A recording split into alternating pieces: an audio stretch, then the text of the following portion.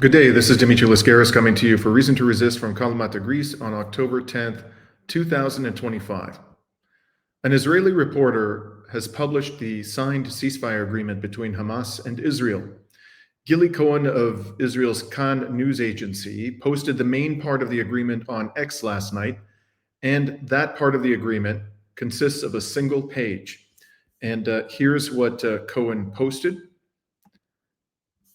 And based on reporting I've seen and the signatures which appear at the bottom of the page here, this is in fact a copy of the one-page agreement.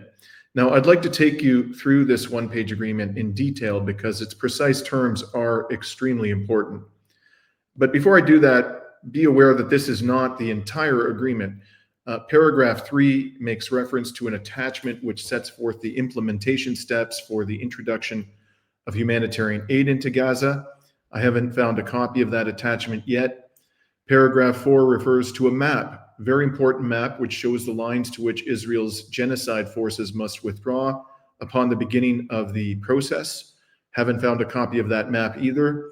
And finally, paragraph 5F refers to an agreed list of the Palestinian prisoners to be released by Israel in accordance or in parallel with the release of the Israeli prisoners of war held by the resistance in Gaza. And I haven't found a copy of that list of prisoners either. In fact, at 4:10 a.m. local time today, October 10th, the Palestinian Prisoners Media Office issued a statement that the list of Palestinian prisoners to be released has not yet been agreed upon. And the statement read, quote, "As of now, no agreement has been reached regarding the list of prisoners, and the circulating lists concerning the prisoners intended for release as part of the exchange deal are inaccurate lists. The occupation is promoting these lists with the aim of pressuring and disrupting the course of negotiations. Official lists, if an agreement is reached, will be announced and published through the platforms of the Prisoners Media Office." And I just checked resistance channels and did not see the published list. Now, when it comes to the published list, perhaps the final list of prisoners to be released, I should say, perhaps the biggest question of all will be whether the Israelis will release resistance leader Marwan Barghouti, who has been languishing in an Israeli dungeon for over 20 years on trumped up charges of involvement in terrorist acts against Israelis. Barghouti is important because according to polls, including but not limited to the one that was conducted by a reputable polling agency in occupied Palestine in May of this year, just a few months ago, in a three-way election involving a Hamas candidate, the leader of Hamas, Mahmoud Abbas, the leader or president of the Palestinian Authority, and Marwan Barghouti. Marwan Barghouti would win by a significant margin with about 50% of the vote, with the Hamas candidate coming in second with about 35 and Mahmoud Abbas with a lowly, pitiable 11% of the vote. So clearly, this is a figure who commands great respect amongst the Palestinian people living under occupation. And I don't know whether at this stage he's in any condition to run for political office, to serve as the leader of the Palestinian people. But certainly he continues to enjoy widespread support, and the resistance has repeatedly demanded in its negotiations over these 2 years of genocide with the Israeli entity, the release of Marwan Barghouti. So all of that remains to be seen. In any case, what's clear is that we still need to see key parts of this agreement to understand its full significance. And I'm not even clear that every undisclosed part of this agreement, every exhibit or attachment to it, has been finalized and agreed upon. So in any case, let's look at the one-pager more closely. And to begin, I'd like to note that Hamas officials have said repeatedly that the agreement provides for a permanent end to Israel's genocidal war on Gaza. And in fact, as I hope you can see here, there's a lot of support for that claim in this agreement. First, there's the title, and the title is Implementation Steps for President Trump's Proposal for a, quote, comprehensive end of Gaza war.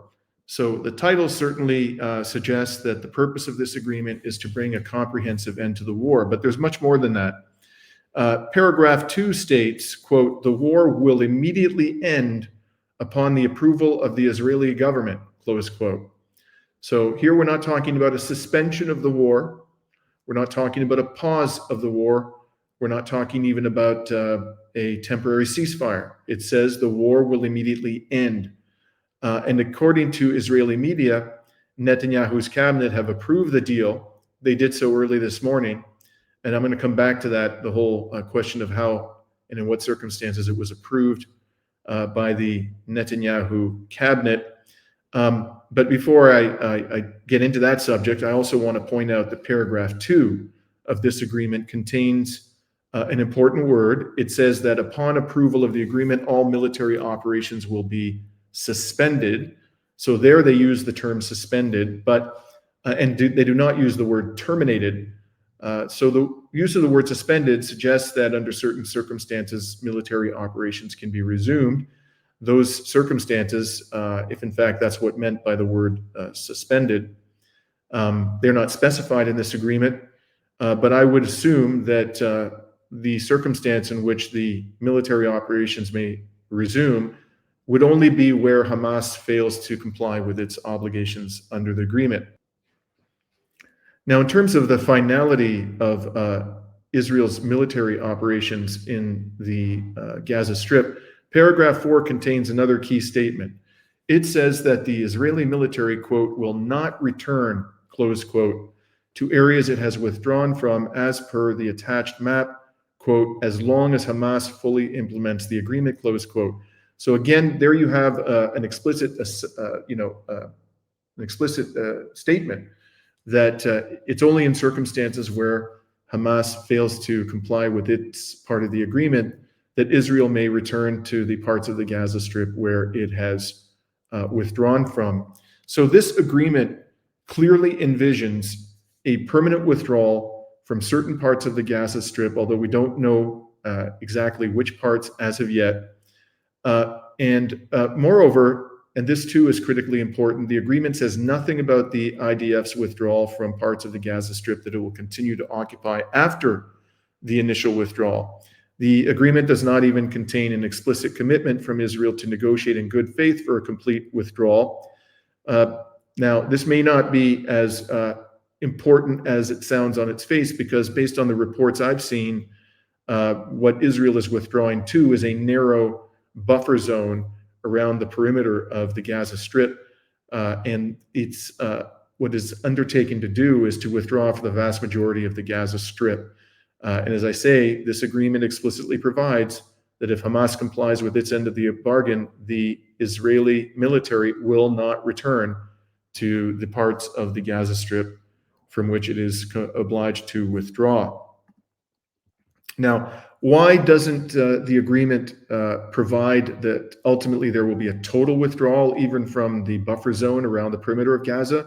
I suspect that what has happened here is that Hamas has received verbal assurances from the Trump regime that negotiations will continue over a complete withdrawal from the Gaza Strip after the prisoner exchange.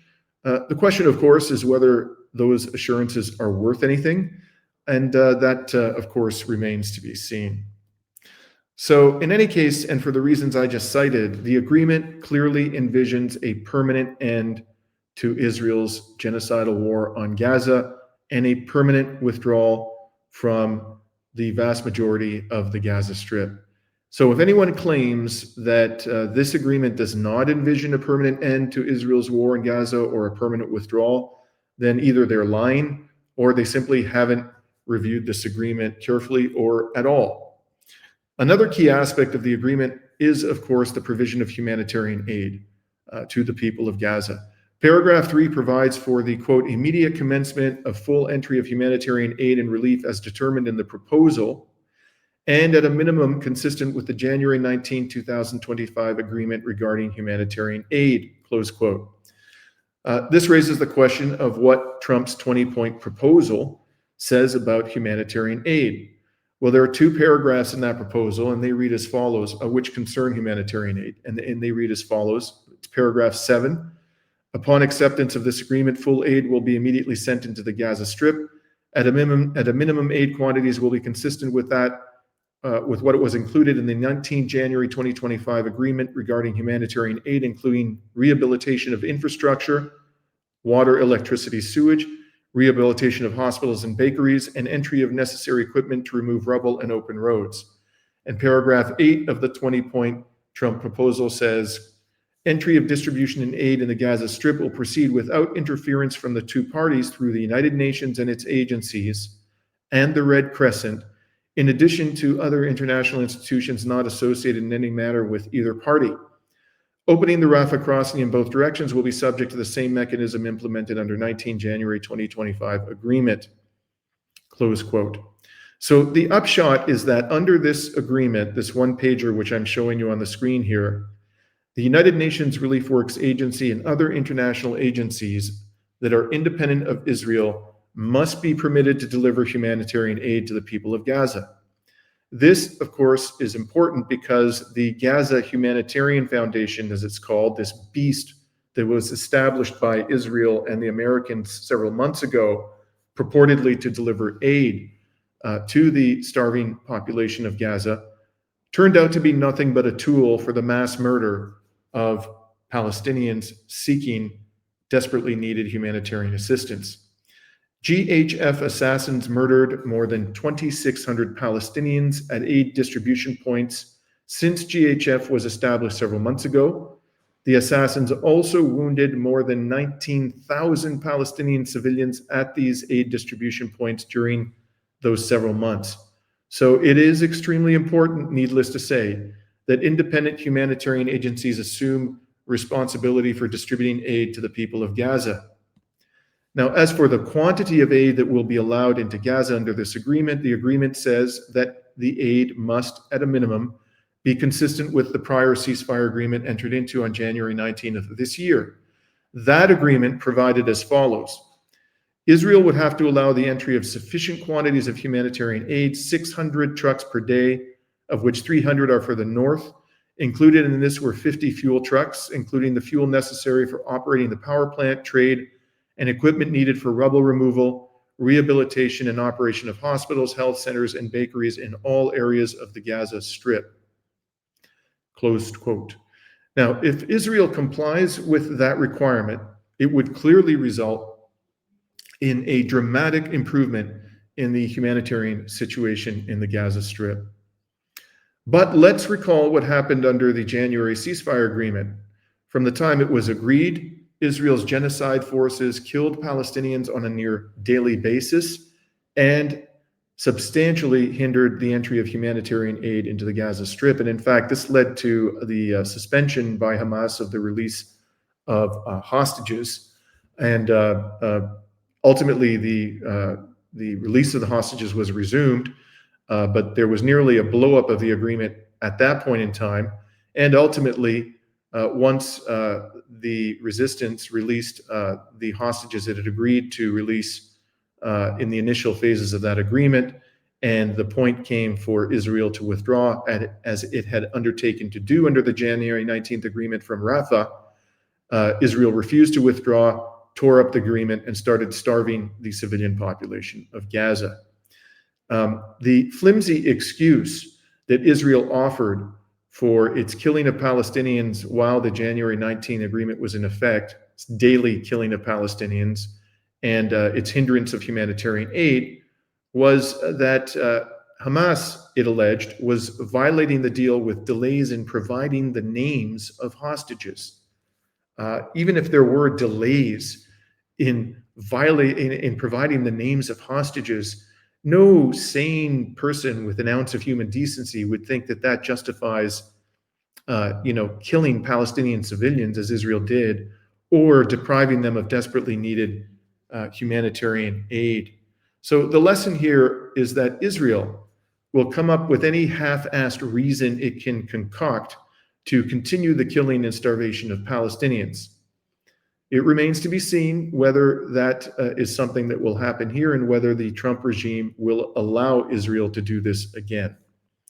Now, the balance of this one-page agreement has to do with the exchange of hostages, living and dead, the exchange of hostages is to happen within 72 hours of the withdrawal of Israeli forces, as per paragraph 5 of the one-pager.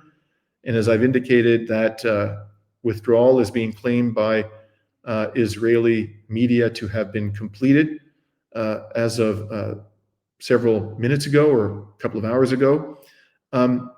The Palestinian resistance factions must hand over their 20 Israeli POWs within that 72-hour period. And paragraph 5F of this one-pager states that as Hamas releases its hostages, Israel must release, quote, in parallel, the corresponding number of Palestinian prisoners as per the attached list, close quote, which unfortunately we don't have.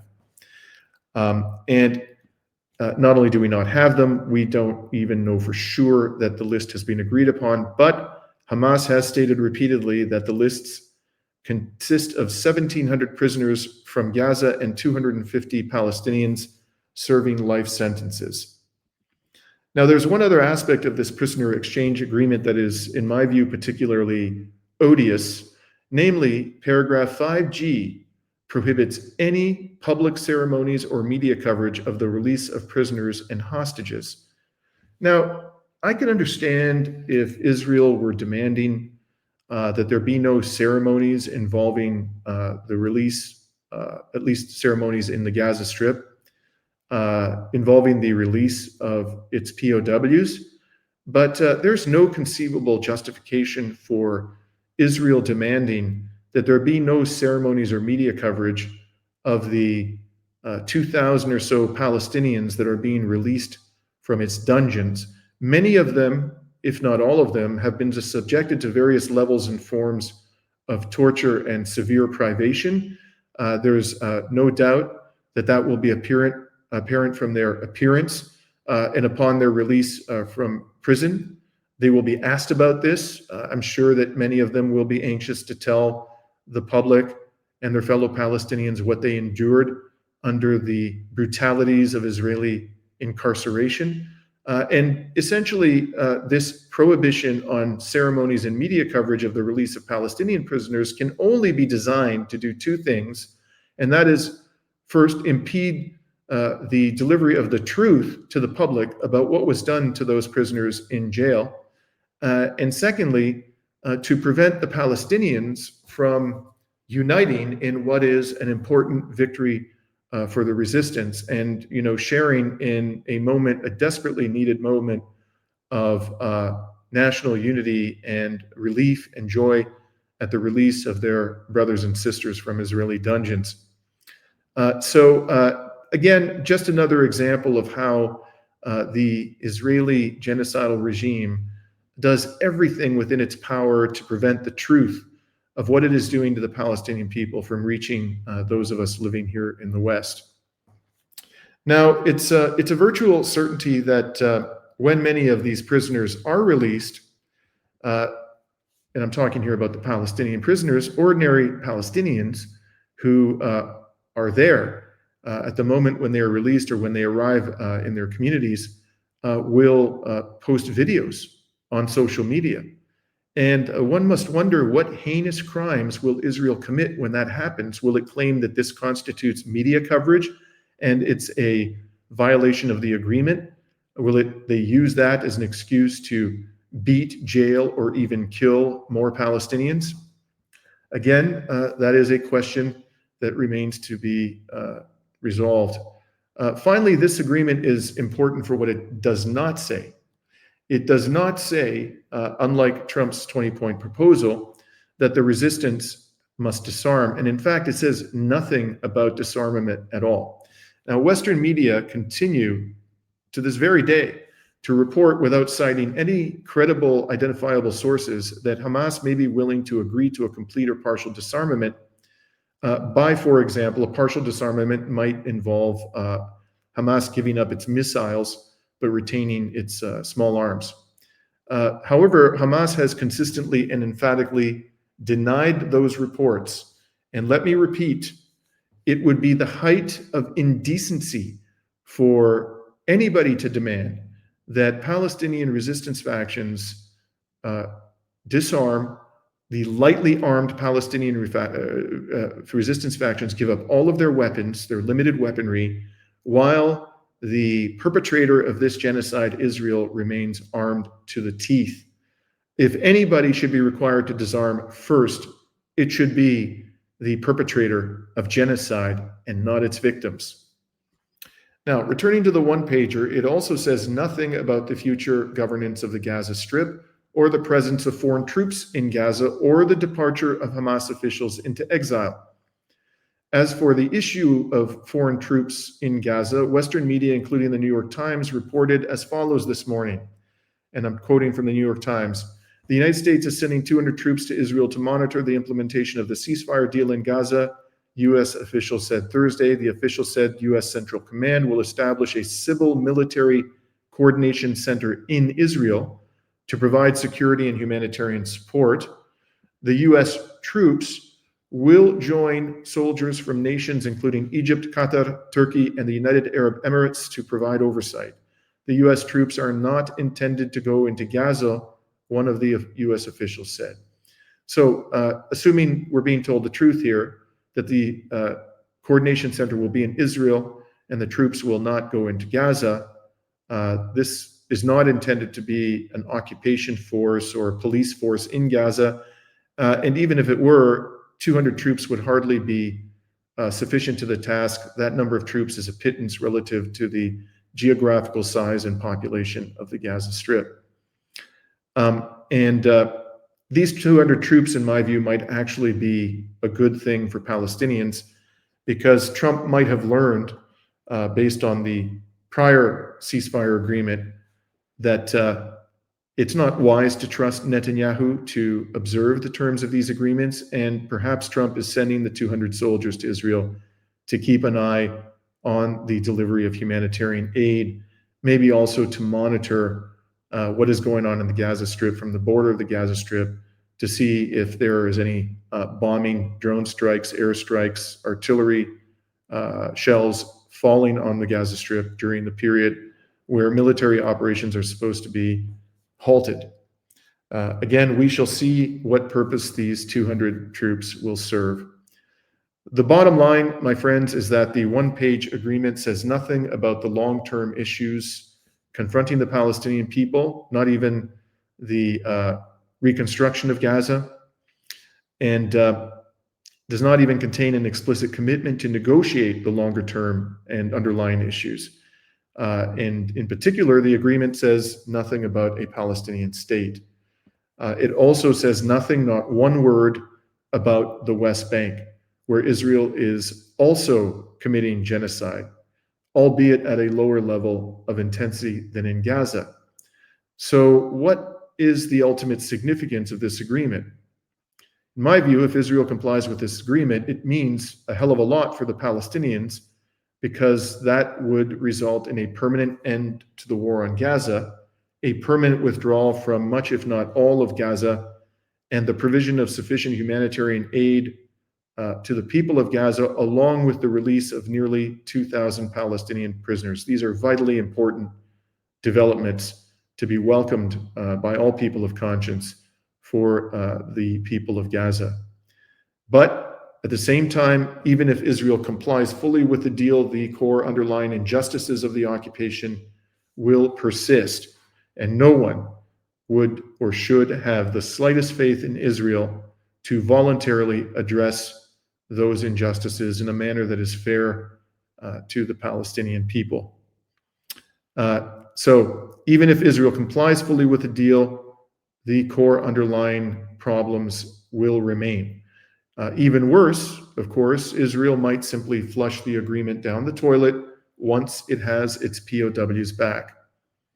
When it comes to the question of whether Israel will comply, I think we can glean a lot from examining the reactions of the most lunatic ministers in Israel's cabinet, those who are typically referred to by the press as far right, although, again, any rational human being would regard every single member of Netanyahu's cabinet as being far right, and in particular, the arch war criminal Benjamin Netanyahu himself. Now, why do I say we can divine Israel's true intentions from their reaction. Because if they, the most lunatic members of his cabinet, approve of the deal, even grudgingly, or if they are quiet about it, then the most logical inference is that Netanyahu has given them private assurances that he'll break the deal, resume the mass murder of Palestinians, and reoccupy the Gaza Strip. So this, of course, raises the question of how the lunatics have responded thus far. And here you'll see an article that was published this morning at 3:32 a.m. by the Times of Israel.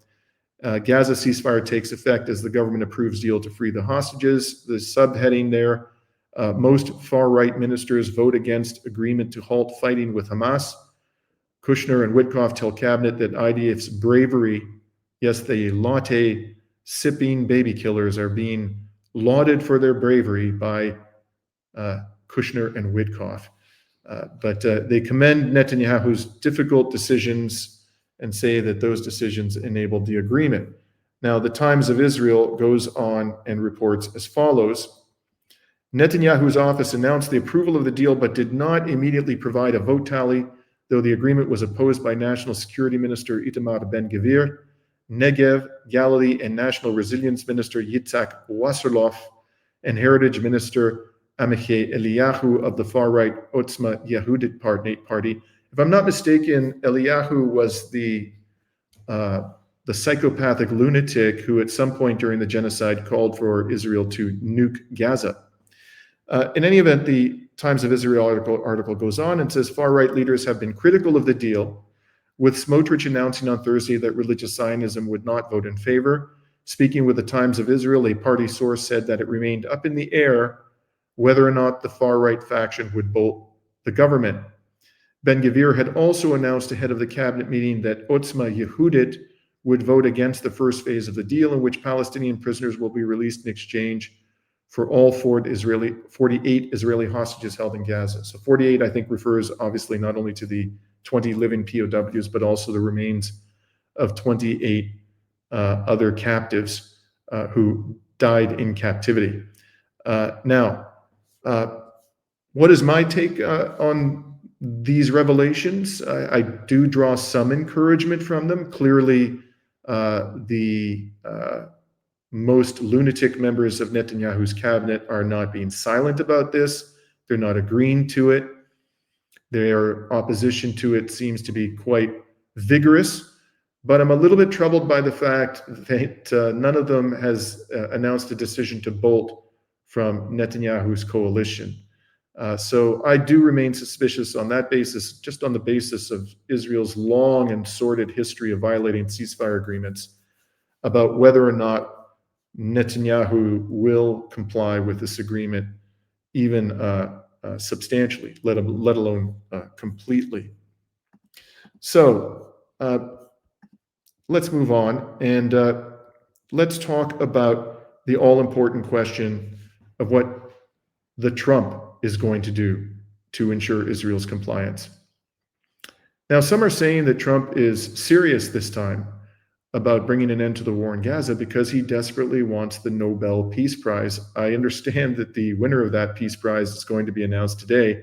And let me say in passing that in a sane and decent world, the winner of that Peace Prize would be Francesca Albanese, the extraordinarily brave, intelligent, and eloquent UN Special Rapporteur for the human rights situation in occupied Palestine. I've read reports that she's been nominated, but frankly, I don't have much confidence in the Nobel Committee to award the prize to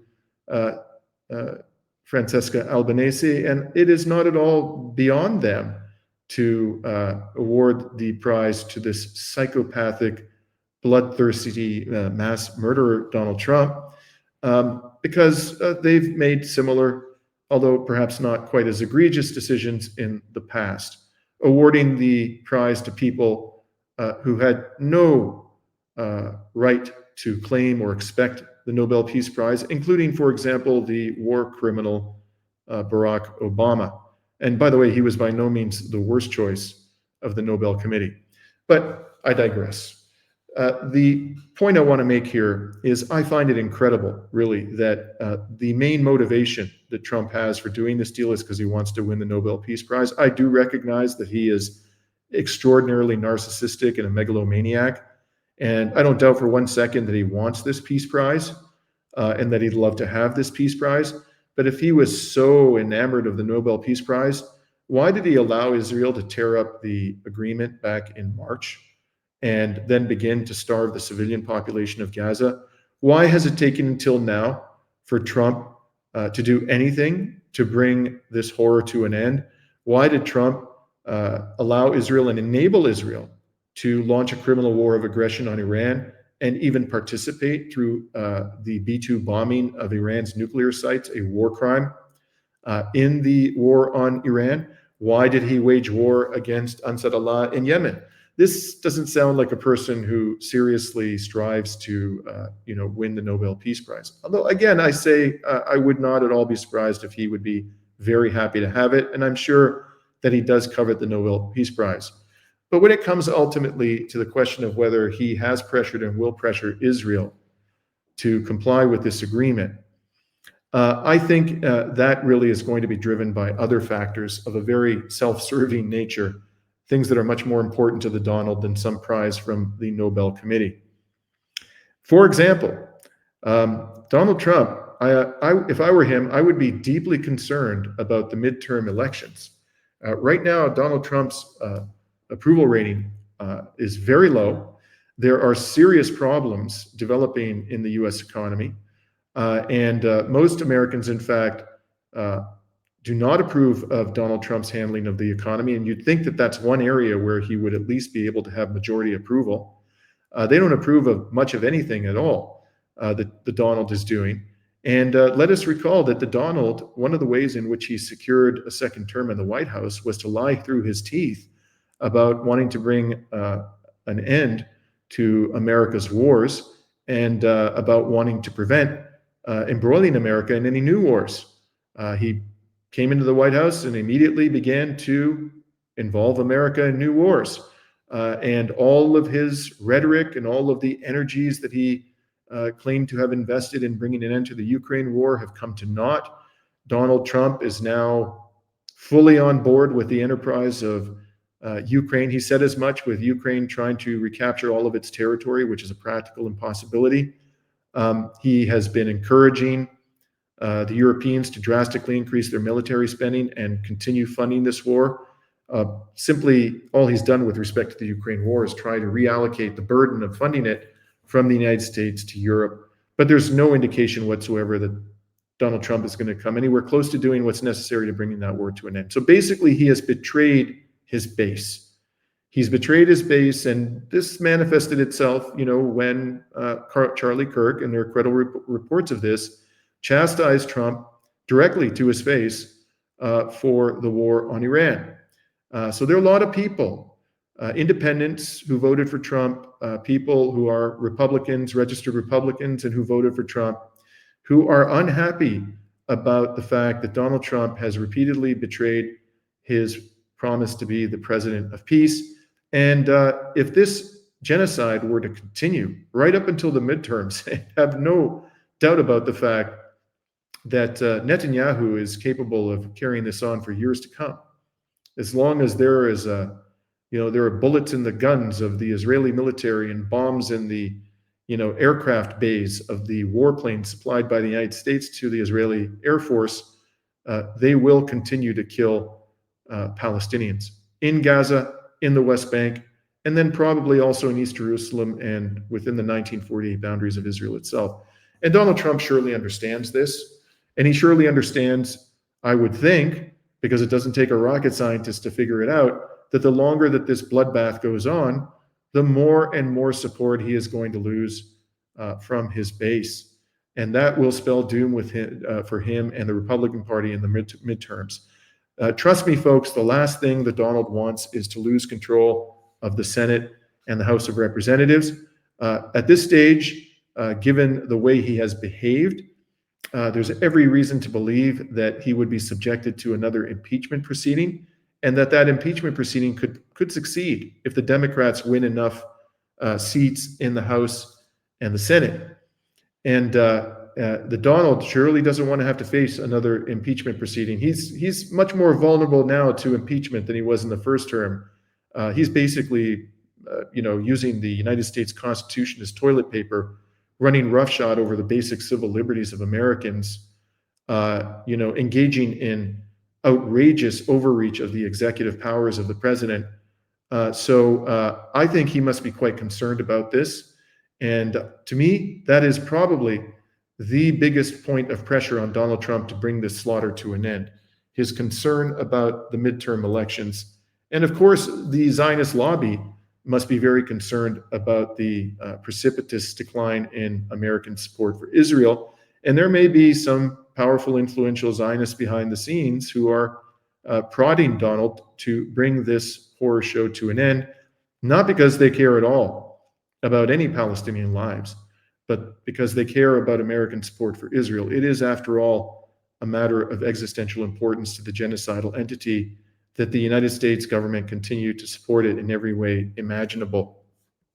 Things got quite complicated for the Donald over the last few weeks as more and more revelations have emerged about the killing of Charlie Kirk. This could really do serious permanent damage to MAGA's support for Israel. And the most recent revelation, only within the past few days, came from Candace Owens in the form of a text involving, or an exchange of texts involving Charlie Kirk and various persons or colleagues of his at TPUSA just before he was murdered. And I'm going to show you that text here, which, by the way, has been authenticated by the leadership of TPUSA. And you'll see Charlie Kirk writes at the top, just lost another huge Jewish donor, $2 million a year because we won't cancel Tucker. Tucker Carlson, of course, having turned against Israel himself in recent months. And he then goes on and says, Kirk, he writes here, I'm thinking of inviting Candace. And somebody replies, we don't know who, ugh. 2 minutes after Kirk says, I'm thinking of inviting Candace. Then Kirk says, Jewish donors play into all the stereotypes. I cannot and will not be bullied like this, leaving me no choice but to leave the pro-Israel cause. That is a bombshell, folks. Days before he was murdered, this extremely influential MAGA personality who had been a diehard ironclad supporter of Israel in all of his public commentary up until the last few months of his life, openly stating, writing to colleagues of his at this extremely well-funded and influential MAGA organization, stating explicitly that he will have no choice but to leave the pro-Israel cause. So there were already a lot of suspicions about Israel's involvement in all of this before this text came out. And I'm not saying there's direct evidence of Israel's involvement. I'm not aware of any direct evidence. But I'm simply commenting upon the fact, which is understandable, that there's a lot of suspicion out there, because after all, if there's one thing that Israel is good at, it's murdering civilians who put up any form of opposition or resistance to its domination and its crimes. And by the way, for those of you who are interested, somebody then goes on and responds to that last statement by Kirk by trying to dissuade him from inviting Candace Owens. He said, this person writes, that might feel good short term, but it's not good long term, in my opinion. Like all groups, you're going to get wide variety of opinions, blah, blah, blah. So this is the context in which, the political context in which Donald Trump is currently operating. And to me, that political context is likely having a far greater impact on Donald Trump's thinking about the genocidal rampage of Israel in Gaza than his desire to win the Nobel Peace Prize. Now, while I'm on the subject of the reasons why the Donald might very well be serious this time about ending the war, There is, of course, the decrepit state of the Israeli military. The Israeli military was not constructed to fight a multi-front war for consecutive years, and we're now entering the third year of its genocidal rampage in Gaza, and also its fighting of multiple fronts, including South Lebanon. So as we've talked about many times on this program, there are tens of thousands of Israeli reservists, perhaps over 100,000, who are refusing to show up for service. There is a crisis of PTSD, post-traumatic stress disorder, and suicide in the Israeli military. The weapon stocks of Israel have undoubtedly been severely depleted, as have those of the United States, its main arms supplier, and Germany, its second biggest arms supplier, not just because Israel itself has consumed massive amounts of munitions in Gaza and in other areas where it has waged a campaign of destruction in West Asia, but also at the same time, the United States, Germany, and other Western military suppliers of Israel have been supplying Ukraine. And that is a conflict that has consumed even more munitions than Israel has consumed, I would imagine. So you're looking at highly depleted weapon stocks, a demoralized and exhausted army, various forms of crisis within the Israeli military. I would not at all be surprised if, people within the Israeli military itself have secretly, or perhaps not so secretly, appealed to the Trump regime to bring this to an end. And there may be people, powerful and influential people in the Zionist lobby in the United States, who are in contact with the Israeli military and understand the gravity of the situation, who have been politely and quietly requesting that Donald Trump bring this to an end when it's so obvious that Netanyahu himself was unwilling to do so. So again, I think this is likely to be much more important to Donald Trump than the Nobel Peace Prize. But I don't purport to be able to read the mind of this psychopath, nor do I want to try. Now, while I'm on the subject of the Israeli military and its decrepit condition, two more uniformed Israeli terrorists were killed in Gaza in the hours leading up to the Netanyahu regime's approval of the deal. And this was in two separate incidents. The first one involved a reservist. This reservist was killed by sniper fire in Gaza City just before the Gaza deal agreement was approved. The uniformed terrorist's name was Sergeant First Class Michael Mordecai Nachmani. He fell in the northern Gaza Strip, where Israel was supposed to be in control, and he was killed by a sniper while operating in Gaza City, according to the Mariv newspaper. In addition, just before the Netanyahu cabinet approved the ceasefire agreement, another Israeli terrorist was killed in the Gaza Strip after resistance fighters attempted to capture him. And here's the description of that operation from the Palestinian side. This was published within the last 24 hours or so by the Al-Qassam brigades. This report, it says, Al-Qassam fighters managed yesterday afternoon, Wednesday, to raid the Al-Ahwad military site on the Netzarim axis south of the Tal al-Hawa neighborhood south of Gaza City. Our fighters initiated clashes with enemy soldiers from point-blank range, killing and wounding a number of them. I repeat, a number of them. Our fighters targeted two Zionist Merkava tanks with Al-Yassin 105 and tandem shells. Our fighters attempted to capture one of the enemy soldiers, but field conditions did not allow it. Our fighters monitored the landing of evacuation helicopters, which lasted for more than an hour. So that sounds like there were quite significant casualties. Now, as I indicated, the brigades say that they killed and wounded numerous Israeli soldiers. There has been a partial confirmation of this operation by the genocidal military. This is a report in Israel Hayom, published on the 7th. And it says here that an IDF soldier was killed after resisting abduction attempt in Gaza. He was a bulldozer operator, and he was killed in Khan Yunis in the southern Gaza Strip after engaging in a struggle with terrorists who attempted to abduct him. In fact, the person who was killed, the soldier, or so-called soldier, is the terrorist. It is not terrorism for people living under occupation to attack the military forces that are oppressing them. That's just an obvious truth as a matter of international law. The Palestinians living under occupation have a right under international law to engage in armed resistance, and the person who is the terrorist in this scenario was clearly the bulldozer operator, who was almost certainly using his heavy machinery to wreak yet more destruction on civilian infrastructure. So, my friends, that is my latest update as to resistance military operations in the Gaza Strip.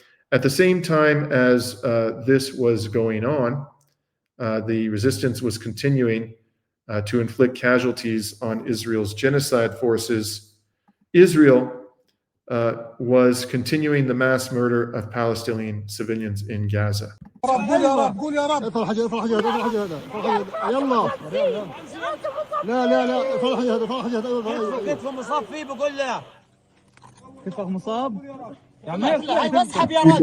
Cradle report, dozens of Palestinians are missing, several killed and injured after Israel bombed the home of the Gaboon family on Al-Awatini Street in Gaza City.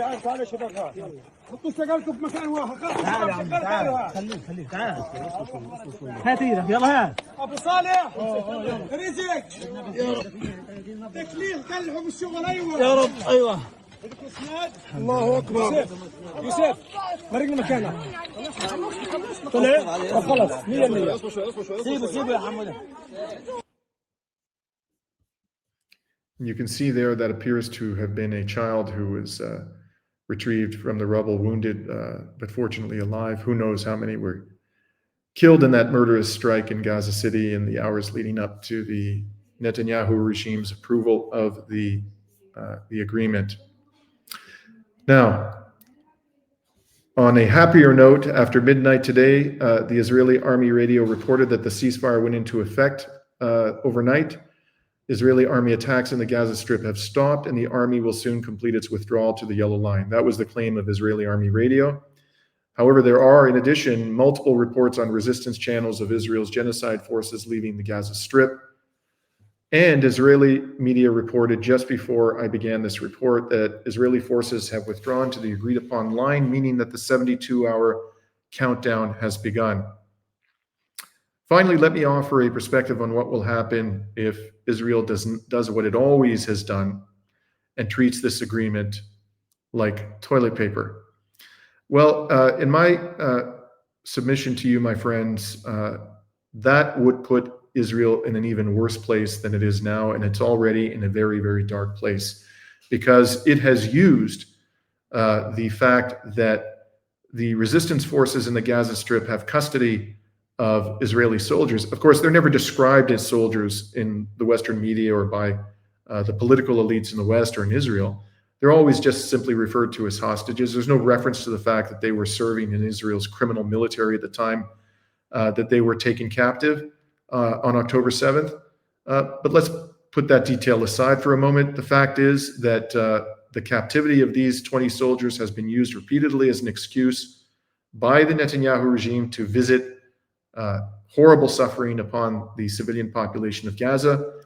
And although I don't doubt Netanyahu's ability to invent some kind of pretext for continuing the slaughter even after these 20 POWs have been recovered by Israel, I think it will be much harder for Netanyahu to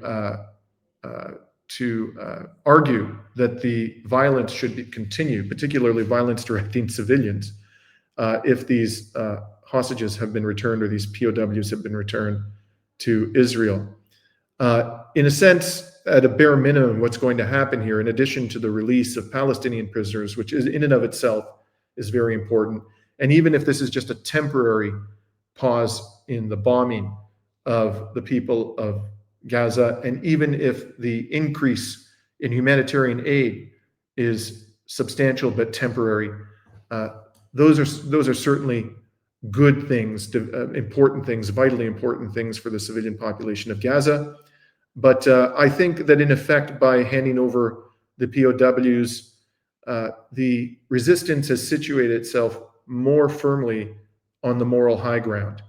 And if we see a resumption now of the horrors that the Palestinians have endured for the past 2 years, I think that you are going to see an even more rapid and precipitous decline in the standing of Israel in the West, in the broader world, and it is already arguably the most detested so-called country on God's green earth. So one way or another, this thing is coming to an end. This genocide will not succeed. It's just a question of when, not if. Perhaps now is the time. Perhaps we're going to have to wait a little longer, but that day is coming, and Judgment Day is coming for all the criminals who perpetrated this crime. This is Dimitri Lascaris coming to you from Kalamata, Greece on October 10th, 2025.